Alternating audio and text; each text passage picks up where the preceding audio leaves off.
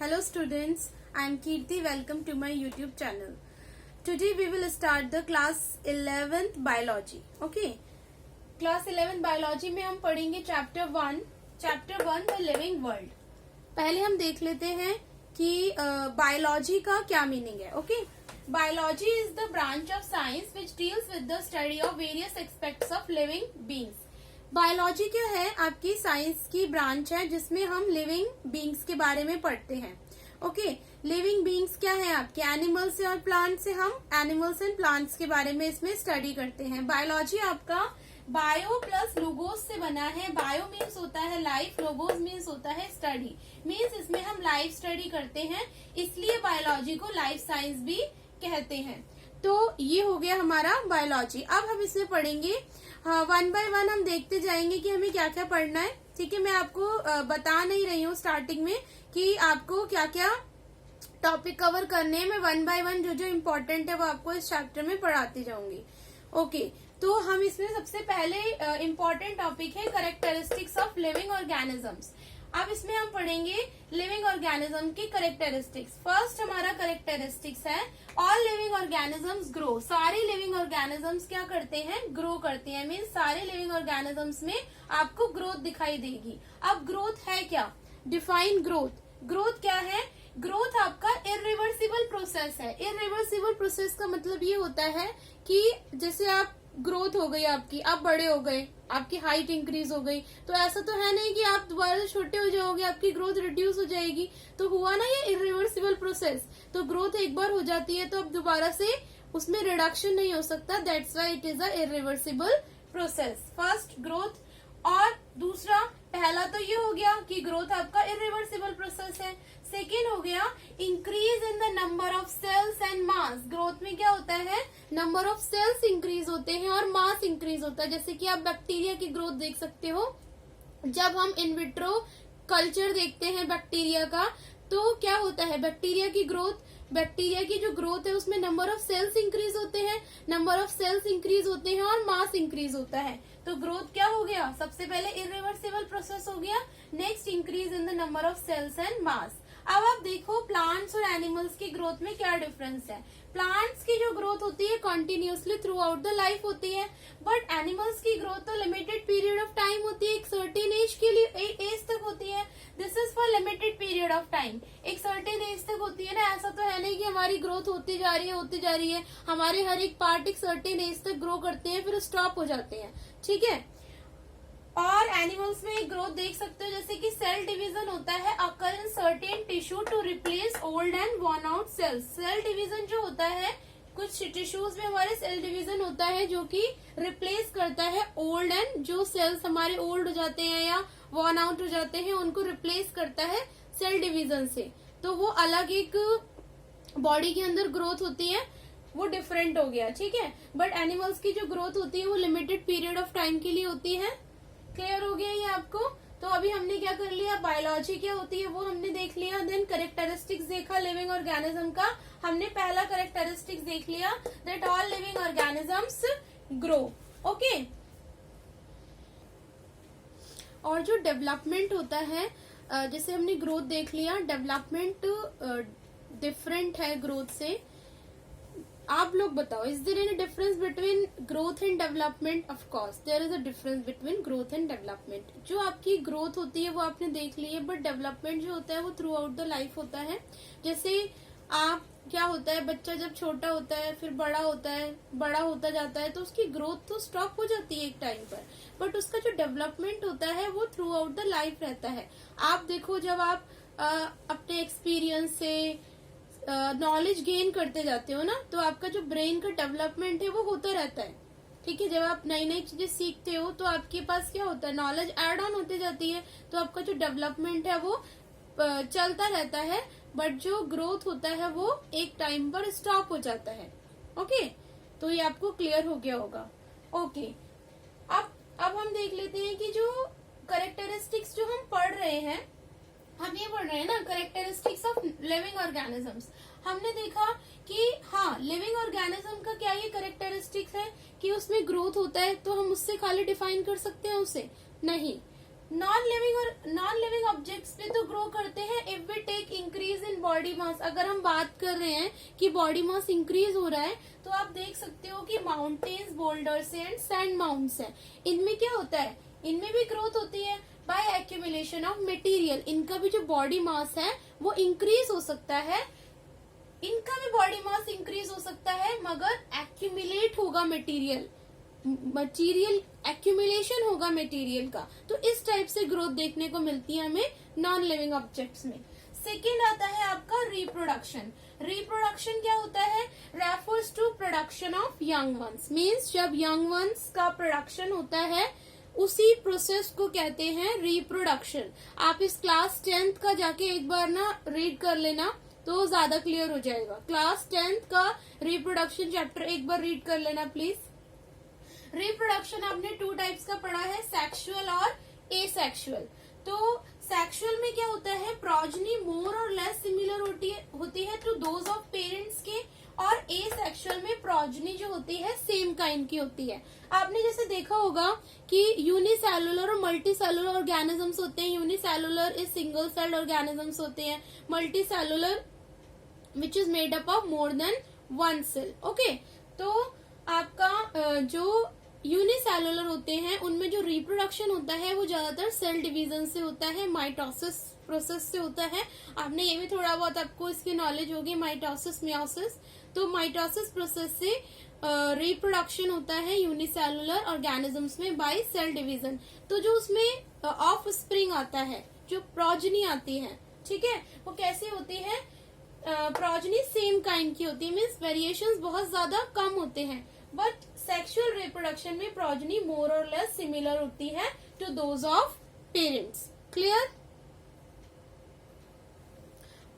हम देख रहे थे करेक्टरिस्टिक्स ना, तो रिप्रोडक्शन में रिप्रोडक्शन हम कर रहे थे। तो रिप्रोडक्शन में एसेक्सुअल रिप्रोडक्शन हमने देखा कि जो सेक्सुअल रिप्रोडक्शन, एसेक्सुअल रिप्रोडक्शन में आप देख लो कुछ एग्जांपल्स, जैसे लोअर ऑर्गेनिजम्स हैं। लोअर ऑर्गेनिजम्स आपने पढ़ा है ईस्टर्न हाइड्रा।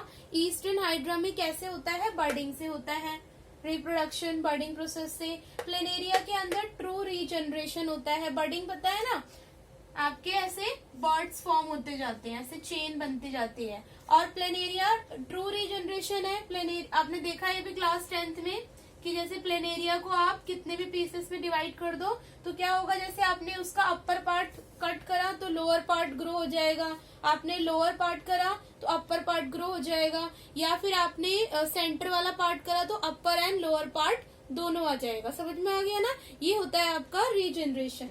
ओके, फिर आपका फंजाई है, फ्लामेटस एल्गी है, द प्रोटोनिमा ऑफ मॉसेस है। इनमें फ्रेगमेंटेशन से होता है।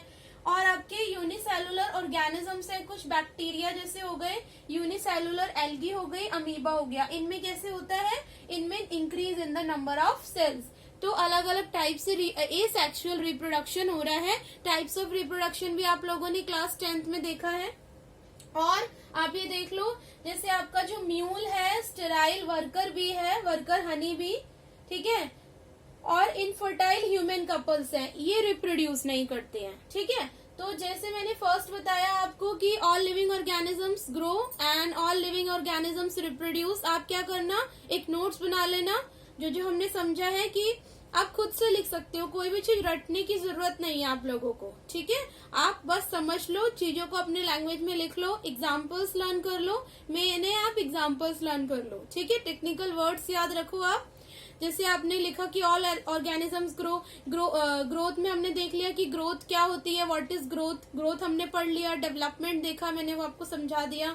और फिर हमने बहुत सारी चीजें देखी है उसमें। देन अपने रिप्रोडक्शन भी देख लिया, रिप्रोडक्शन की भी आपने फर्स्ट हाईलाइट करके लिखा ऑल ऑर्गेनिजम्स रिप्रोड्यूस, तो उसमें 3-4 पॉइंट लिख दिए एग्जाम्पल्स वगैरह देके।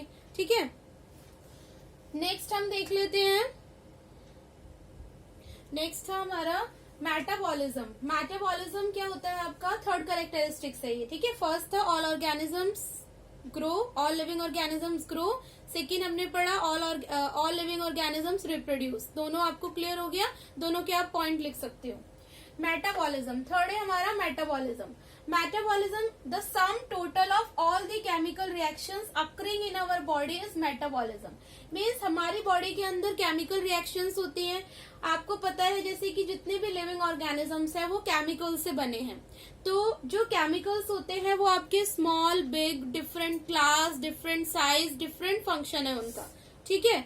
All living organisms made up of chemicals. अब केमिकल्स का क्या है, डिफरेंट साइज है, डिफरेंट क्लासेस हैं, डिफरेंट फंक्शंस हैं. तो आपकी ये हो गया मेटाबॉलिज्म.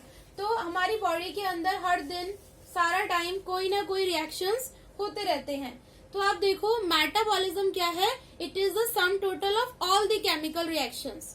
तो मेटाबॉलिज्म टू टाइप के होते हैं आपके, एक होता है एनाबॉलिज्म, एक होता है कैटाबॉलिज्म. क्लियर हो गया ना कि मेटाबॉलिज्म क्या होता है, जितनी भी हमारी बॉडी के अंदर केमिकल रिएक्शंस होती है, ऑल केमिकल रिएक्शन, उसका सम है मेटाबॉलिज्म. जितनी भी बॉडी के अंदर केमिकल रिएक्शंस होती हैं, it is the sum of all chemical reactions. ठीक है. मेटाबॉलिज्म आपके टू टाइप्स के होते हैं, एनाबॉलिज्म एंड कैटाबॉलिज्म. ओके. तो आप कह सकते हो कि मेटाबॉलिज्म, अगर आप ऐसे लिखो, इसे देखो, metabolism is equals to anabolism is equals to, लगा देते हैं, is equals to anabolism plus catabolism. दोनों प्रोसेस हो रहे होते हैं मेटाबॉलिज्म एंड कैटाबॉलिज्म के अंदर. एनाबॉलिज्म और कैटाबॉलिज्म में क्या डिफरेंस है. एनाबॉलिज्म एक आपका कंस्ट्रक्टिव मेटाबॉलिज्म है, कैटाबॉलिज्म आपका डिस्ट्रक्टिव मेटाबॉलिज्म है. ठीक है. कंस्ट्रक्टिव मेटाबॉलिज्म से आप क्या समझोगे, इसमें सिंथेसिस होता है. कंस्ट्रक्टिव मीन्स कुछ बनता है, और कैटाबॉलिज्म ये डिस्ट्रक्टिव मेटाबॉलिज्म है, मीन्स इसके अंदर कुछ ब्रेक डाउन होता है. ठीक है. अब इसमें इसको मैं बोल रही हूँ बिल्डिंग अप और synthesis of simpler substances changes into complex substances. यहाँ पे क्या होते हैं, जो आपके सिंपलर सब्सटेंसेस होते हैं वो किस पे चेंज होते हैं, कॉम्प्लेक्स सब्सटेंसेस में. क्लियर. एनाबॉलिज्म एक कंस्ट्रक्टिव मेटाबॉलिज्म है, इसमें कुछ सिंथेसिस हो रहा है, बिल्डिंग अप हो रहा है, building up of synthesis of simpler substances. Okay. Into simpler substances किसमें चेंज होते हैं, कॉम्प्लेक्स सब्सटेंसेस में. और इसमें आपका ये डिस्ट्रक्टिव मेटाबॉलिज्म है, कैटाबॉलिज्म, इसमें ब्रेक डाउन होता है ऑर्गेनिक न्यूट्रिएंट. इसमें जो ऑर्गेनिक मॉलिक्यूल्स होते हैं उसका ब्रेक डाउन सिंपलर सब्सटेंसेस में होता है. यहाँ पे क्या हो रहा था, सिंपल से कॉम्प्लेक्स सब्सटेंसेस बन रहे थे. यहाँ पे ऑर्गेनिक सब्सटेंसेस का ब्रेक डाउन सिंपलर सब्सटेंसेस में हो रहा है. जैसे ये फोटोसिंथेसिस, इसका एग्जांपल आप ले सकते हो एनाबॉलिज्म का. फोटोसिंथेसिस में क्या होता है आपका, कार्बन डाइऑक्साइड प्लस वाटर आपका क्या बनाता है, C6H12O6 ये बनता है. और आपका H2O प्लस ऑक्सीजन, यही होता है ना फोटोसिंथेसिस का रिएक्शन, कि आपका कार्बन डाइऑक्साइड हाइड्रोजन यूज होता है, आपका ग्लूकोज फॉर्म होता है, यहाँ पे सनलाइट यूज होती है in the presence of chlorophyll. तो यहाँ पे देखो सिंपलर सब्सटेंसेस यूज हुए हैं, बट ये किस में चेंज हो गया, ग्लूकोज में चेंज हो गया आपका. ठीक है. तो ये जो प्रोसेस हो रहा है फोटोसिंथेसिस में, ये आपका एनाबॉलिज्म है. और आपका कैटाबॉलिज्म क्या है, ग्लूकोज का आप क्लास 10th में पढ़ा होगा, ये भी आपने, ग्लूकोज जब पायरुवेट में कन्वर्ट होता है, ये प्रोसेस आपका कैटाबॉलिज्म है. ग्लूकोज का पायरुवेट में कन्वर्ट होना, दिस इज कॉल्ड कैटाबॉलिज्म. एक चीज और देख लो इसमें, हाँ, एनाबॉलिज्म का एग्जांपल देख लिया हमने, फोटोसिंथेसिस. और भी बहुत से एग्जांपल है, जैसे ग्लूकोज से स्टार्च फॉर्म होना, या फिर स्टार्च से ग्लूकोज फॉर्म होना आपका, ऐसे बहुत सारे आपके एग्जांपल है. ठीक है. अमीनो एसिड से प्रोटीन का बनना, अमीनो एसिड से प्रोटीन बनता है, तो ये भी आपका क्या है, एनाबॉलिज्म का एग्जाम्पल है. ग्लूकोज से स्टार्च बनना, ये भी एनाबॉलिज्म का एग्जाम्पल है. फैटी एसिड से लिपिड्स एंड आपके अल्कोहल्स फॉर्म होना, ये भी आपका क्या है, एनाबॉलिज्म का एग्जाम्पल है. कैटाबॉलिज्म भी हमने इसका एग्जाम्पल देख लिया है. ठीक है. यहाँ पे ये सारी चीजें क्लियर हो गई होगी. आई होप आपको ये समझ में आ रहा होगा कैटाबॉलिज्म और एनाबॉलिज्म। हमने एनाबॉलिज्म और कैटाबॉलिज्म देखा। एक चीज मैं आपको और बताना भूल गई, आपका जो एनाबॉलिज्म में काइनेटिक एनर्जी पोटेंशियल एनर्जी में कन्वर्ट हो जाती है, मैंने डिफरेंस में लिखा हुआ था, देख लो आप। काइनेटिक एनर्जी पोटेंशियल एनर्जी में कन्वर्ट हो जाती है एनाबॉलिज्म के केस में, और कैटाबॉलिज्म के केस में पोटेंशियल एनर्जी काइनेटिक एनर्जी में कन्वर्ट होती है। आपको ये भी पढ़ा होगा आपने क्लास 9-10 में, काइनेटिक एनर्जी क्या होती है, पोटेंशियल एनर्जी क्या होती है। अगर आपको नहीं भी पता है ना, कोई बात नहीं, आप पढ़ लो दोबारा से, आपको समझ आ जाएगा। बाकी अभी हम केमिस्ट्री फिजिक्स पढ़ेंगे तब ये चीजें क्लियर हो जाएंगी, इतना टेंशन लेने की कोई जरूरत नहीं है। ओके, ठीक है। तो नेक्स्ट है हमारा ability to response and sense. अब लिविंग ऑर्गेनिज्म में क्या होता है, एबिलिटी होती है रिस्पॉन्ड करने की, सेंस करने की, जिसे हम कहते हैं कॉन्शियसनेस। कॉन्शियसनेस होती है मेंटल अवेयरनेस, कॉन्शियसनेस होती है मेंटल अवेयरनेस। ओके, तो ठीक है, मेंटल अवेयरनेस होता है कॉन्शियसनेस। लिविंग ऑर्गेनिजम्स के पास एबिलिटी होती है रिस्पॉन्स एंड सेंस करने की। All living organisms have the ability to sense the conditions in their surroundings and respond to stimuli. तो रिस्पॉन्स कैसा हो सकता है, फिजिकल हो सकता है, केमिकल हो सकता है और बायोलॉजिकल हो सकता है। तो रिस्पॉन्स कैसा भी हो सकता है, जैसे आपने देखा जो प्लांट्स होते हैं, जो स्टेम होती है वो बैंड होती है टूवर्ड्स द सन, ठीक है। आपकी रूट्स जो होती हैं वो नीचे जाती हैं अर्थ की ग्रेविटेशनल पुल की वजह से। आपने टाइप्स ऑफ ट्रॉपिज्म देखे होंगे, फोटोट्रॉपिज्म, जियोट्रॉपिज्म, हाइड्रोट्रॉपिज्म, ठीक है। तो वो डिफरेंट टाइप्स के जो ट्रॉपिज्म है वो इसी से आया है, ability to response and sense. ये रिस्पॉन्स ही तो है, टाइप्स ऑफ ट्रॉपिज्म रिस्पॉन्स है ना। जैसे आपकी जो मिमोसा प्यूडिका होता है, क्या होता है ये किसका साइंटिफिक नेम है, ये है आपका उसका टच मी नॉट प्लांट का। इसमें क्या होता है, छुई मुई का पौधा जिसे कहते हैं। इसमें क्या होता है, इसको आप टच करो तो इसकी लीव्स क्या हो जाती है, फोल्ड हो जाती है। तो वो भी क्या कर रहे हैं, रिस्पॉन्ड कर रहे हैं। ओके, तो आज के लिए इतना ही। आई होप आपको ये समझ में आ गया होगा। अगर आपको समझ में आ रहा है तो बहुत अच्छी बात है, ठीक है। तो हम अब कैरेक्टरिस्टिक्स हमने पढ़ लिए, हमने सारे कैरेक्टरिस्टिक्स कवर कर लिए। फर्स्ट हमने पढ़ा all living organisms can grow, all living organisms reproduce. फिर हमने पढ़ा मेटाबॉलिज्म पढ़ा, देन हमने पढ़ा ability to response and sense. तो आप क्या करना, ये पॉइंट्स को हाईलाइट करके इनको थोड़ा थोड़ा एक्सप्लेन करते जाना, हाईलाइट करना पॉइंट्स को, उनके नीचे थोड़े से सब पॉइंट्स लिखते जाना। क्लियर। नेक्स्ट क्लास में हम इसको कंटिन्यू करेंगे। आपको अगर मेरा वीडियो पसंद आया है तो प्लीज इसे लाइक करें, सब्सक्राइब करें, शेयर करें। Okay, thank you.